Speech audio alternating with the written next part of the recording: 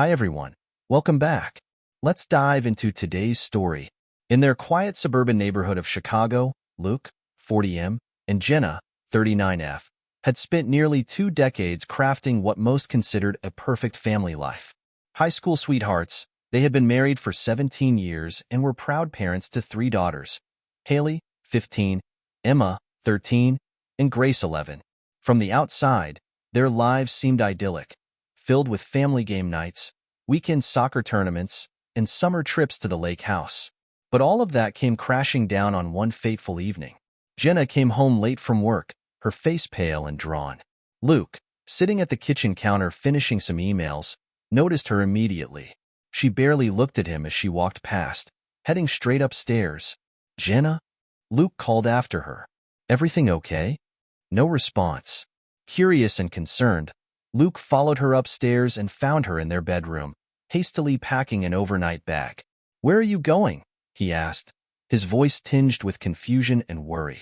I need some time," Jenna replied, avoiding his gaze. "Time for what?" Luke pressed, his unease deepening. "What's going on?" Jenna didn't answer. She zipped up her bag, brushed past him, and walked out the door without another word.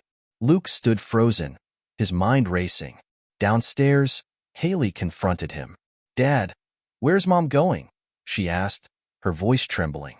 Luke forced a reassuring smile he didn't feel. "She's staying with Grandma and Grandpa for a little while," he said. "She just needs a break." But the truth was, he had no idea where Jenna was going or why she had left. The next 3 days were a blur of confusion and anxiety. Jenna didn't return Luke's calls or texts, leaving him and the girls in an unbearable limbo. Haley, already navigating the turbulence of adolescence, grew withdrawn and irritable. Emma tried to maintain a sense of normalcy, while Grace clung to Luke, tearfully asking, "Is Mom mad at us?" Luke's concern grew into desperation. He finally reached out to Jenna's parents.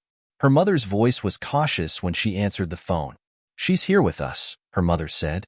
"She's safe, Luke, but she needs some time. Please be patient." "Patient for what?" Luke snapped. "She left without a word. Do you have any idea what this is doing to the kids?" Her mother sighed but offered no further explanation. By the 4th day, Luke couldn't take it anymore. He filed a wellness check with the local police. Later that evening, the officer called him back with a chilling update. Jenna was safe, but the news shattered Luke's world. Jenna had been involved in an affair for over 4 years. The man she had been seeing, a coworker named Daniel, had suffered a sudden heart attack earlier that week and passed away. Jenna returned home a week later. The sound of her car in the driveway jolted Luke from his thoughts. He was sitting at the kitchen table with Emma and Grace, while Haley remained upstairs, refusing to come down. When Jenna walked through the door, she looked like a shadow of herself, exhausted, pale, and hesitant. Luke stood, his arms crossed, as Jenna set her bag down. "Look," she began softly. "Not here," he said sharply, glancing at the girls. "Let's talk in the other room." They moved to the living room, where Luke's anger simmered just beneath the surface. "Do they know?" Jenna asked hesitantly. "They know enough," Luke replied coldly. "They know their mother left without saying goodbye. They know she's been lying." Jenna winced but said nothing. "Why, Jenna?" Luke demanded, his voice trembling with emotion. "Why would you do this? Wasn't this family enough for you?" "I don't know," she whispered, tears filling her eyes. "That's not good enough," Luke shot back. "You don't get to not know. Not after everything." Their conversation ended in stalemate, with Jenna retreating to the guest room. That night, Luke lay awake, replaying their argument in his mind. He could hear Jenna crying softly through the walls, but he felt no sympathy, only anger and betrayal. A few days later, Jenna approached Luke while the girls were at school.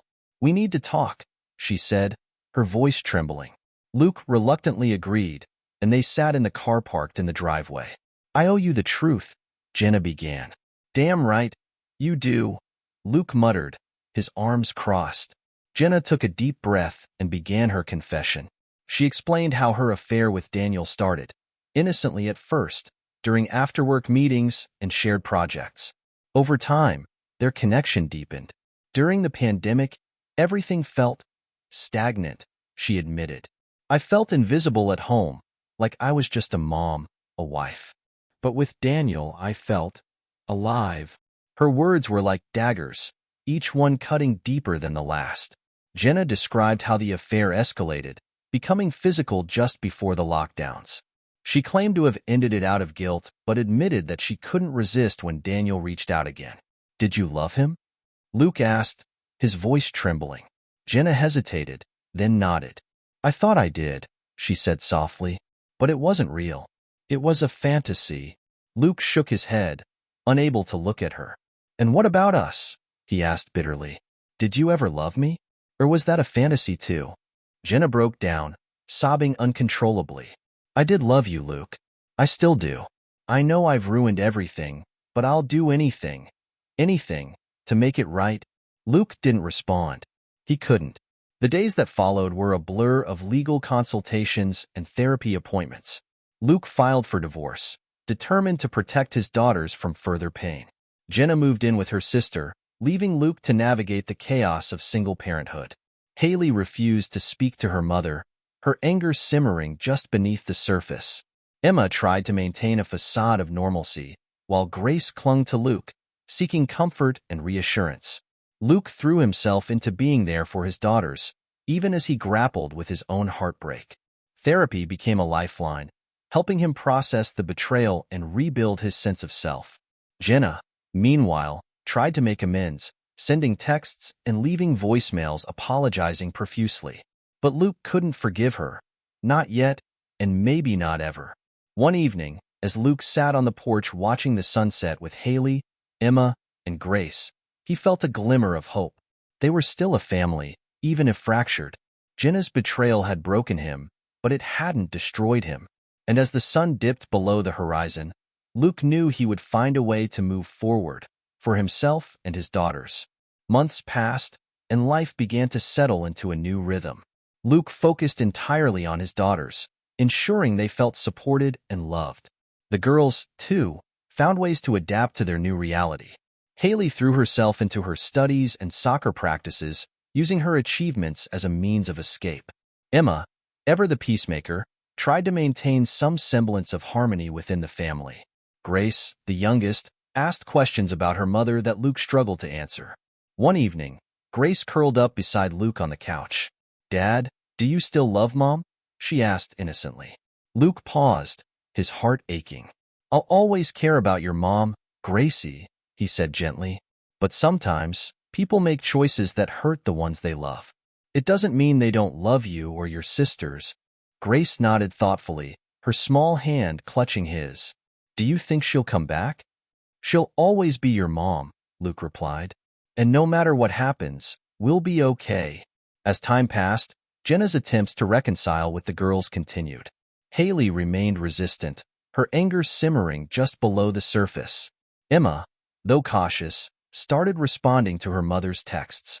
Grace, with the innocence of youth, welcomed her mother's efforts with open arms. The divorce was finalized after 6 months. Luke retained primary custody of the girls, with Jenna granted visitation rights. Despite the pain of their separation, Luke found solace in the strong bond he had with his daughters. He started attending therapy more regularly, not just for himself, but to better support Haley, Emma, and Grace. On the weekends when Jenna had the girls, Luke began exploring new hobbies. He joined a local hiking group and started volunteering at a nearby community center. Slowly but surely, he rediscovered parts of himself that had been buried under years of routine and responsibility. One Saturday, during a hike, a fellow volunteer named Claire struck up a conversation with Luke. She was kind, with a warm smile and a shared love for the outdoors. Over time, their friendship deepened, offering Luke a glimpse of hope for the future. A year after Jenna's departure, life had transformed in ways Luke could never have imagined. The pain of betrayal still lingered, but it no longer defined him. His daughters were thriving. Haley had earned a soccer scholarship, Emma had taken up painting, and Grace had become the star of her school's drama club.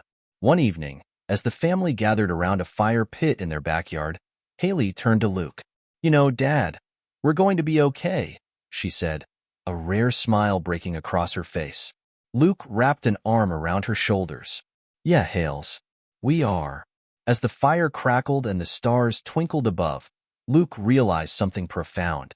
Jenna's betrayal had broken their family, but it hadn't destroyed them. In fact, it had given him and his daughters a chance to rebuild, stronger, closer, and more resilient than ever before. For the first time in a long time, Luke felt hopeful, and as he looked at his daughters, laughing and sharing stories around the fire, he knew that their best days were still ahead. If you enjoyed this story of resilience and redemption, don't forget to like, share, and subscribe to Lost Love Mystery. Your support helps us bring you more heartfelt tales like this one. Have a story of your own? Feel free to share it with us. We'd love to hear from you. Stay tuned for more stories that touch the soul and remind us of the strength in every heart.